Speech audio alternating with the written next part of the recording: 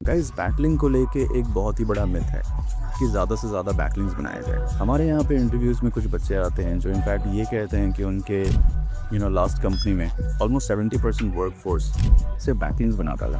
Guys backlinks इतना सारा बनाओगे ना तो उसकी वैल्यू कम हो जाएगी। आज हम बात करेंगे कि कौन से बैकलिंक्स वैल्यूएबल होते हैं और कौन से जंक, यानी कि कौन से बैकलिंक्स बनाने से आपकी साइट को नुकसान हो सकता है। तो चलिए शुरू करते हैं। पहले बात करते हैं उन बैकलिंक्स की जो आपको लगता है कि काम कर रहे हैं लेकिन एक्चुअली में वो आपकी साइट को डैमेज कर रहे हैं। सबसे पहला, फाइबर या ऐसी किसी पोर्टल से खरीदा हुआ बल्क लिंक पैकेज। वहाँ पे 500 बैकलिंक्स आपको $5 में मिल जाएंगे। ये सब स्पैम साइट्स हैं और गूगल को इनके बारे में पता है।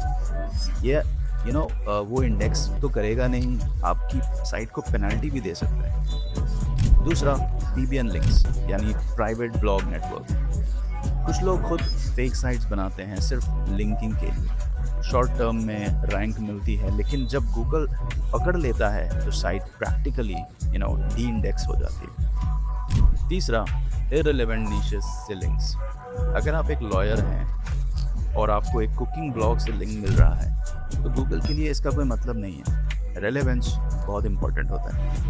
और चौथा, लो क्वालिटी डायरेक्टरीज। पुराने ज़माने में ये काम करता था लेकिन अब काम नहीं करता। अब बात करते हैं उन बैकलिंक्स की जो एक्चुअली में काम करते हैं। सबसे पहला है guest posts on real websites. जो साइट्स एक्चुअल ट्रैफिक ले रहे हैं उन पे जेन्युइनली हेल्पफुल कंटेंट लिखना और वहाँ से लिंक लेना, ये अभी भी एक स्ट्रॉन्ग सिग्नल है गूगल के लिए। दूसरा, नीश एडिट्स। किसी एग्जिस्टिंग आर्टिकल में ऑलरेडी जो रैंक कर रहा हो, जहाँ ट्रैफिक आ रहा हो, अगर आप वहाँ से लिंक ले सकते हैं तो ये बहुत ही रेलेवेंट और पावरफुल होता है। तीसरा, डिजिटल PR और हारो टाइप मेंशंस।